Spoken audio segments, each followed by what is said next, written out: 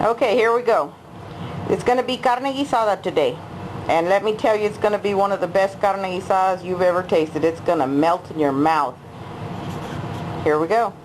Okay, so we've got some water in the pot. We've got the meat all cut up. We're going to start adding the meat to the water. Make sure you add it all. Be right back. Okay, now that we have all the meat in the pot, we're going to add some spices to it. We're going to add some seasoned meat tenderizer.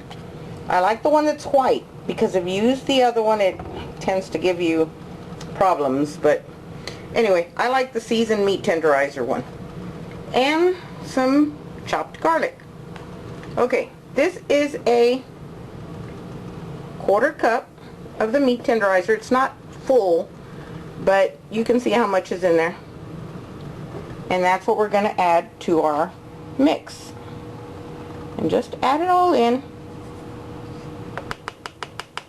As it cooks, it'll disappear and you won't even taste it in there, but it really helps the meat. Okay, now for the chopped garlic. Let me show you how much I'm going to use. Okay, I'm going to take about this much on a fork, okay, and put it in, and I'm going to do that about 3 times and fill up my fork and put it in.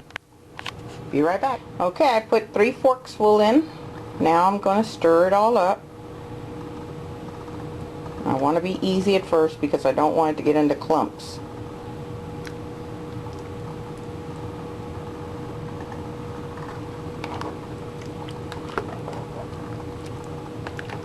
Oh, you're going to love this recipe.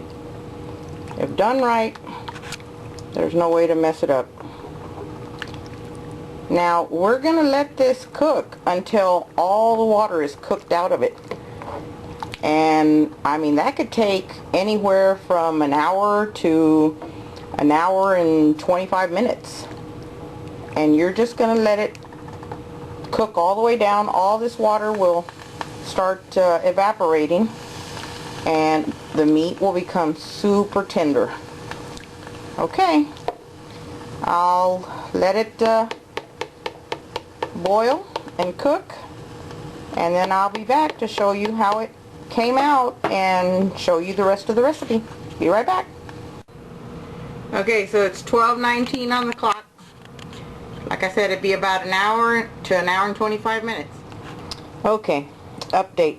I had to change the pot because it was overflowing. There was too much in it. Now, it's been about an hour. As you can see, there's still a lot of water in here. We're going to go ahead and let that keep going. See how all the juices are coming out of the meat and the water's turned really nice broth, beef broth color. Okay, well, we want all that water to evaporate. And when that gets done, I'll show you the next step. Oh, and here's the time. 1:16. I believe it was 12:19 the last time I showed you. So it's been almost an hour. But the water's nowhere near gone, so it may take an hour and 45 minutes. I was estimating an hour to an hour and 25 minutes, but it might be an hour and 45 minutes. I'll show you what it looks like when it's ready. Okay, as you can see, the water has reduced greatly, but it's still not all the way gone. We want it all the way gone. So it'll be a few more minutes. It actually took almost 2 hours. We're going to give it till 2:19 to make sure that all the water reduces down to nothing. Okay, for a big pot like this, you're going to want to use about 3/4 of a tablespoon of ground cumin.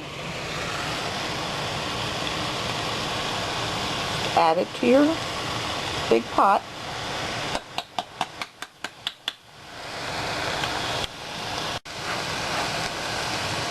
One can of tomato sauce.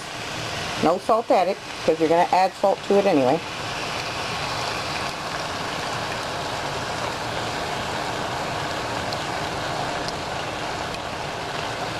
Put a little bit of water in your sauce can to get the rest out, and pour it into the pot also.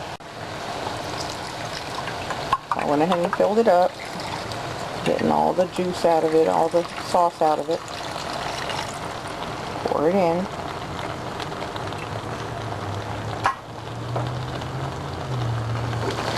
Give it a good stir.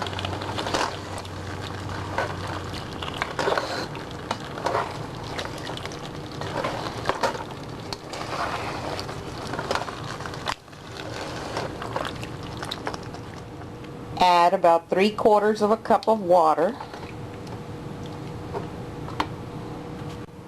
Now I like to use these kinds of onions and throw them in whole, because if somebody doesn't want them in there, they can just take them out easily. Let me cut them up and get them ready. Okay, so I've only cut a few up. I'm going to put them in, and I'm going to get the bell peppers done now.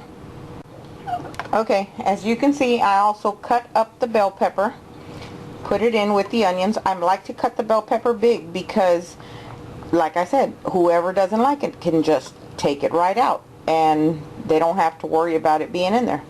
So now I'm going to give it a big stir so that everything gets in there and the bell pepper and the onions break down. Okay, to this I have added another cup of water because the vegetables need to be broken down, and because in a little bit we're going to make gravy that is really thick, and so my husband and my son really like a lot of gravy in there, and my daughter, well, she likes it too, but she's less of a gravy fan.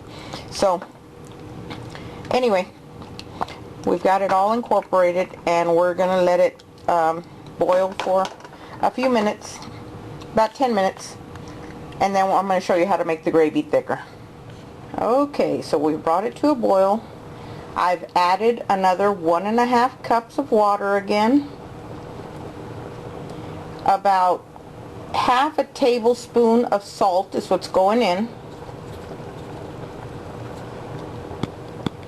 And about a half a tablespoon of pepper.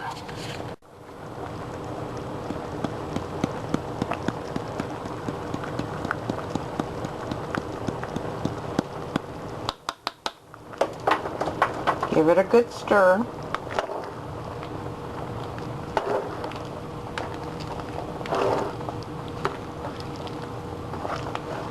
Now I usually make carne guisada without the vegetables, but every now and then I'll put the vegetables in. It tastes great either way. If you don't like to put all the vegetables in it, then don't. But if you like the vegetables, then by all means, don't forget to add them. Okay, now we're going to make the gravy. Give me just a second to get that ready for you. Okay, as you can see, I've got about a cup of water. I'm just going to add about half a cup of flour, all-purpose flour, nothing special. The one I'm adding right now is self-rising, but it doesn't have to be. And now we're going to mix that up real good. Okay, so it's been stirred up really well. Made about a cup and a half. Now by all means, we're not going to use all that, but make sure it's stirred up really well, because if you don't, you'll get lumps, and you don't want lumps in your gravy. You just want thick gravy.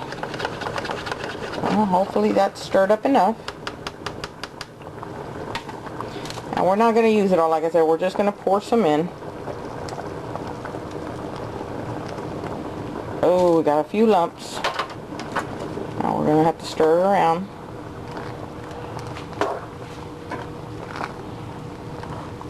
See how thick the gravy got really quick? We used about a half a cup. Now we just want to keep stirring so that the lumps go away. Okay, so I had to recharge the battery to my camera because it went low. As you can see, they've already gotten into the pot of carne guisada. You can see it's very thick gravy. They didn't leave much. Look at how much is to the bottom of the pan, because it goes quickly. They never leave much. I had to add these extra onions in and finish the other ones right away. There's nothing left to say except enjoy. I hope you like the recipe. Please leave a comment if you do.